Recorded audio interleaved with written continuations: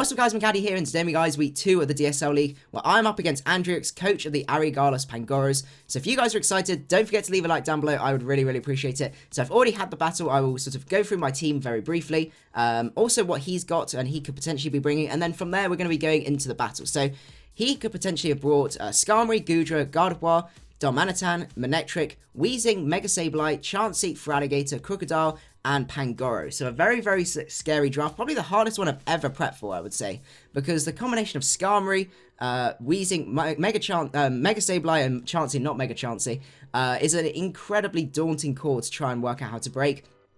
And it took me a long time to try and work out, and I managed to come towards a set which I look to do a really good amount of work against him from that aspect. So this is my Mega Gardevoir set. This is my main win condition, which is functions as a wall breaker and also stall breaker. So Hyper Voice does so much damage to pretty much all of his team apart from the Chansey and the Skarmory, and I guess the Weezing to an extent. But I've engineered it so I've got switches to Weezing, so it's not too bad. But it's mainly the Chansey and Skarmory because I don't want to have to switch out each time, and then they just heal up any damage that I've done to them. So I've got Hyper Voice on there and Thunderbolt. If it's a Spadef Skarm at 80%, I think, something like that, I was able to Hyper Voice plus Thunderbolt, and that will kill. So that's very nice. It only has to be slightly whittled down for me to be able to kill it from there. If my thoughts as well were if he brings in the Chansey, I can taunt it, so it can only go for Seismic Tosses, and then Pain Split means I get huge proportions of HP back and really wear down the Chansey as well. And with Hyper Voice and Pain Split and then taunting it every now and again, I can beat it 1v1. So this was definitely what I decided was my win condition for this and what I wanted to build the team around. I did have a second win condition as well, which is the Talonflame, and one thing to note is that I did make a mistake in the battle, in the team building, where I forgot to click Gale Wing, so we did have a Flame Body Talonflame for the actual battle, and you'll see how much difference that actually makes within the battle. But I had Flare Blitz, Brave Bird, Swords Dance, and Roost, because I could set up I was expecting Iron Head on the Skarmory, so I could set up on the Skarmory outside of Whirlwind, and then Flare Blitz plus Brave Bird at +2 Okos.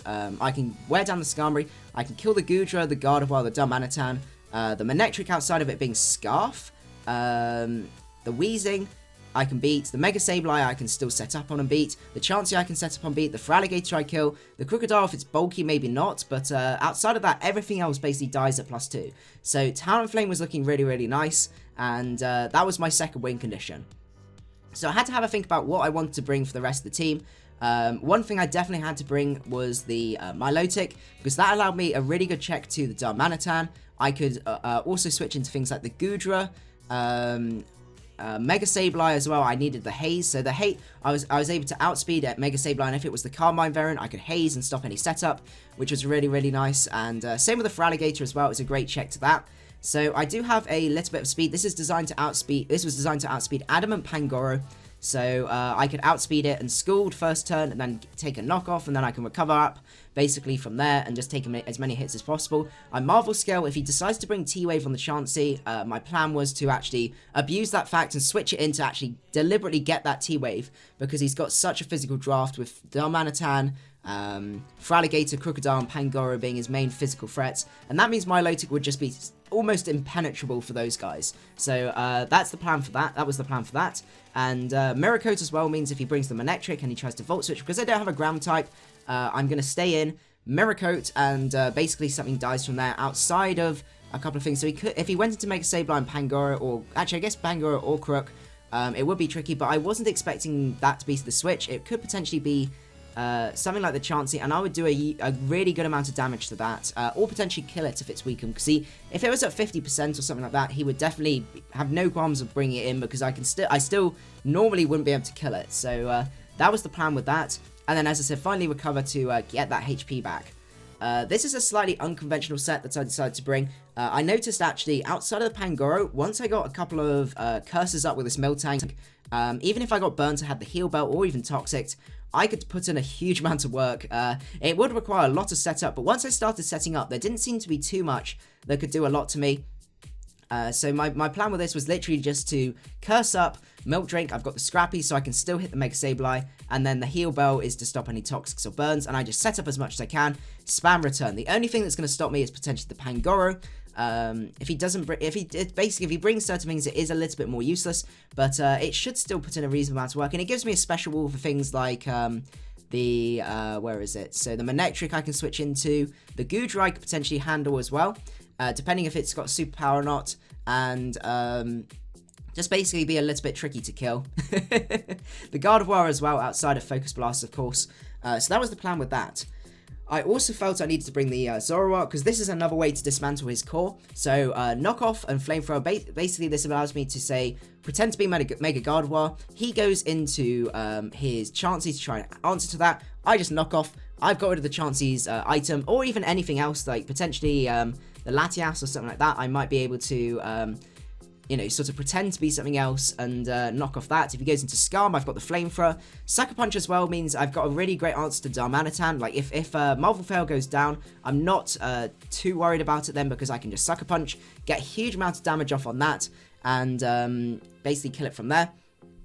I did originally have Low Kick here, because that allowed me to hit the Krookodile and the Pangoro hard, but then I decided U-Turn was better, because I need some Volt Turn, and I can force a lot of switches and things like that, especially if I pretend to be something like the Talonflame.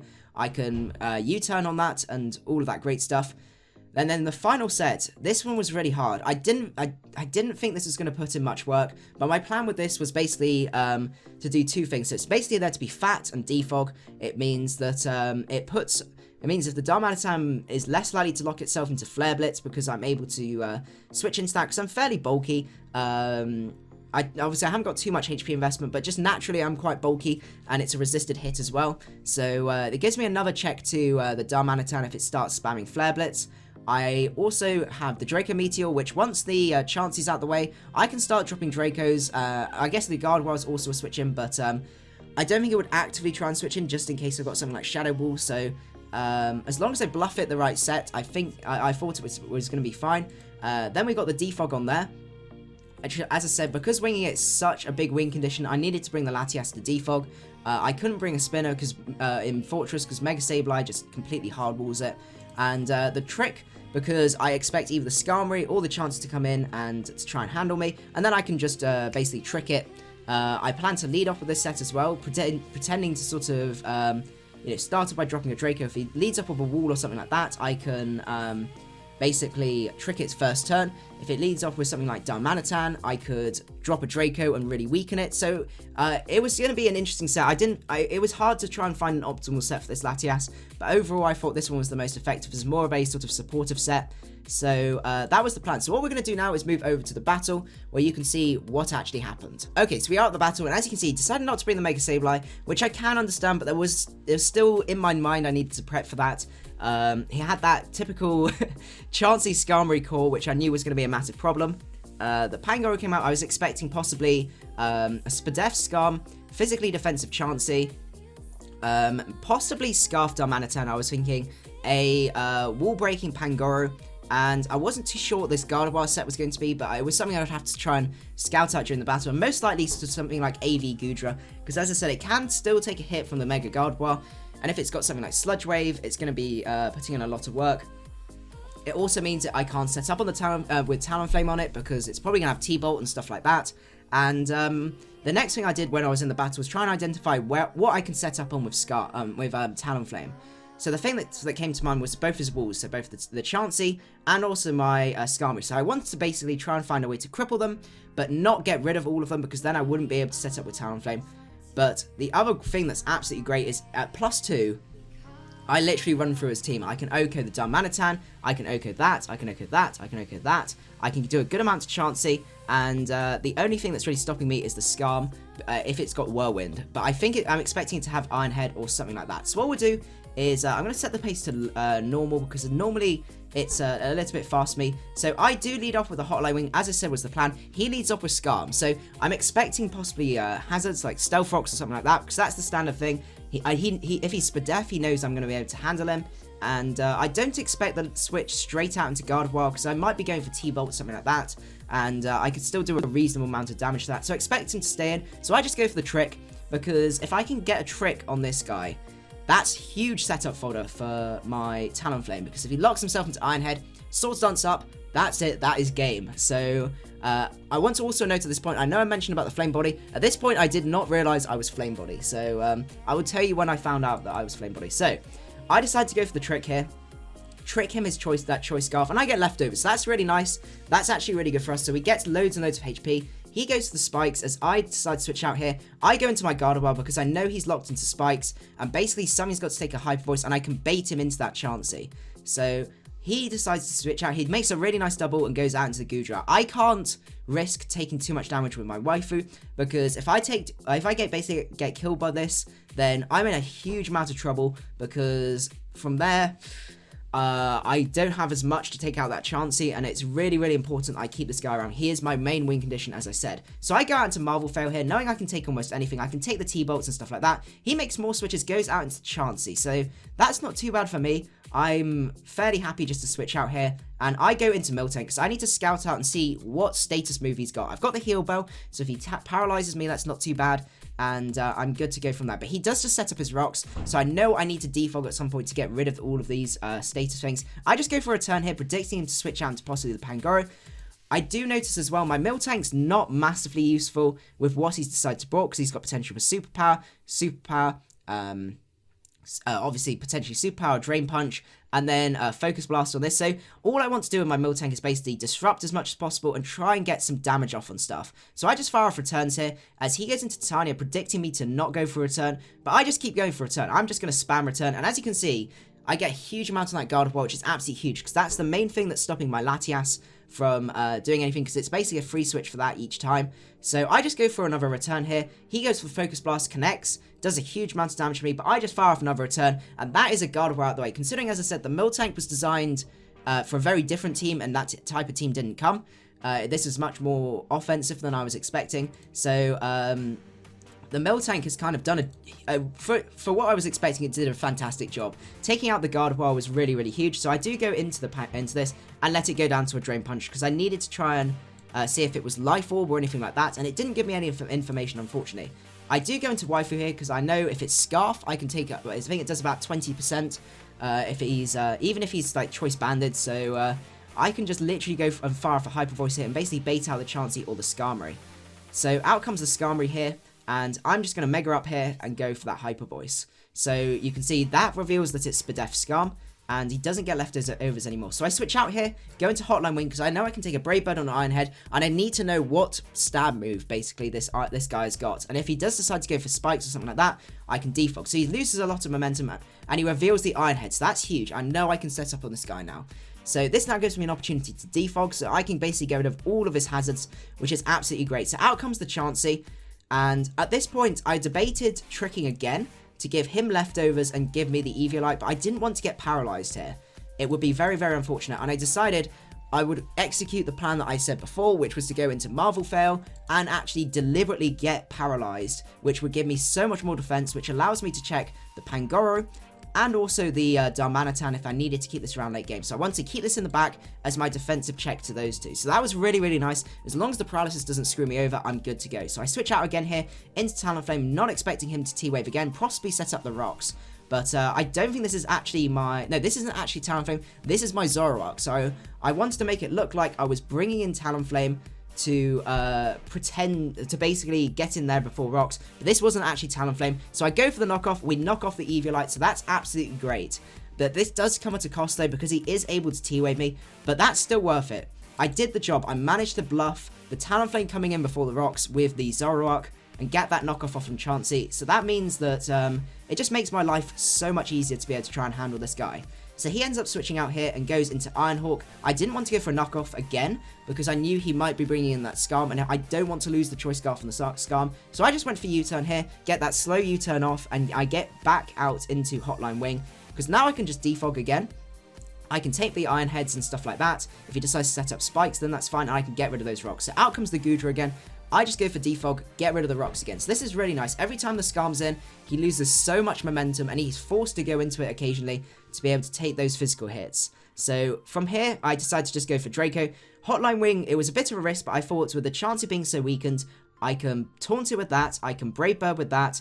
The only thing it can really set up on is both this guy and that one to set the rocks back up. And at this point, I just needed some damage on this Goodra. So I decided to play a bit risky, and I drop a Draco here.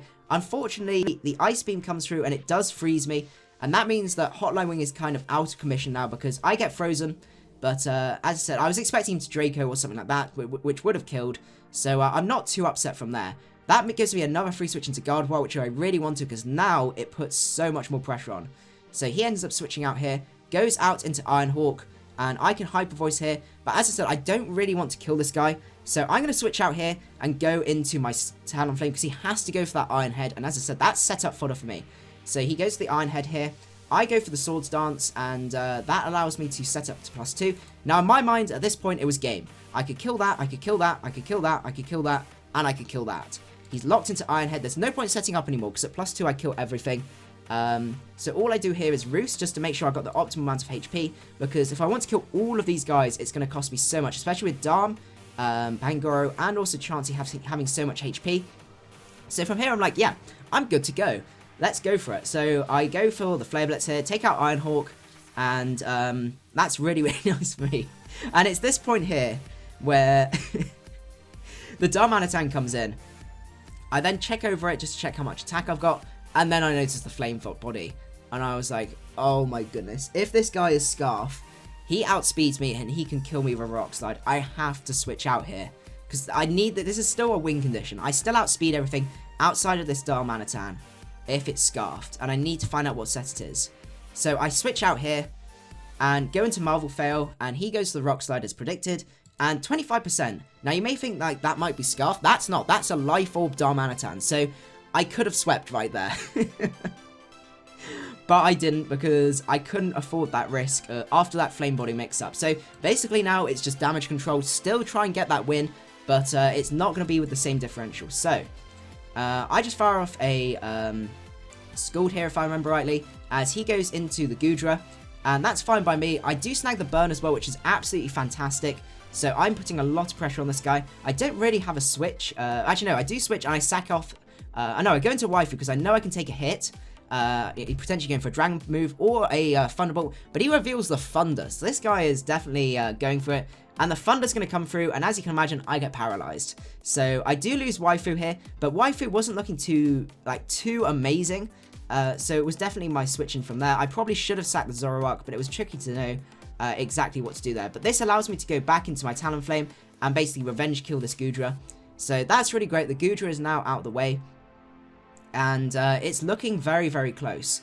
I can Oko the Pangoro if it's not max. If it's even if it's max HP, I think I can kill that. I can kill the Chansey at that range, but I can only 2-KO the Darmanitan, so it's going to be very, very close. He brings out Darmanitan again. He knows he can take a hit, so I just go back into my Lotic here, and he does miss his Rock Slide, so that's very, very good for me. I basically get Marvel Fail in for free, and he switches out here and goes out into Chansey. And at this point, I decide to make a very ballsy play, because I expect him to switch out here. So I go into double out into Talonflame, because the Chansey's such an obvious switch, and I didn't want him to get another Wish Up. So at this range, as I said, I calced it, I can kill.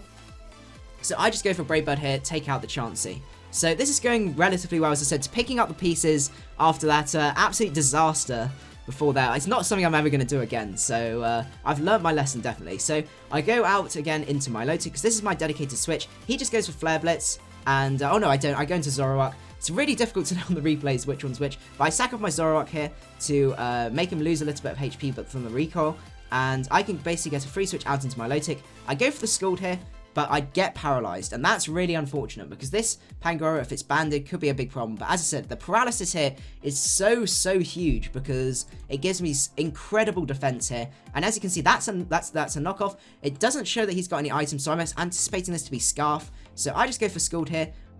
This does mean I could switch into my Talonflame, but I don't think it makes any sense. I just want to be able to try and potentially stall this guy. Considering he's only doing 16%, I just play the long game, I recover stall, and I Scald basically until I get a burn, and then I can just keep recovering up to be a good amount of HP to take on the Darmanitan. Now, he could still potentially win if he gets flinch hacks. Actually, no, he can't flinch me because of the sheer force, but if I get paralyzed a whole load of times, then he can beat me from there. But as you can see, the knockoff's doing absolutely nothing with the burn, and I'm just getting absolute maximum HP up to anticipate being able to take on that Darmanitan. So out comes the Darmanitan, and he decides to go for the Rock Slide because he has to try and beat that Talonflame. and I just fire off a Scald, and that is going to be game. So we do end up winning 2-0 for this match, and it would have been 4-0 if I'd have been able to take all of that HP loss with Talonflame. I did have 184 in HP, so it could have been potentially possible, and it would have been more of a it would have been a 4 or 3-0 from there. So I do need to definitely learn. Make sure your Talonflame is Gale Wings and not Flame Body, because otherwise stuff like that happens. But anyway, I was really happy with my prep. Everything that seemed to what I had planned seemed to work out, so that was absolutely fantastic. So I hope you guys did enjoy it as well. If you did, don't forget to leave a like, and I will see you guys at the next one. Macadii out.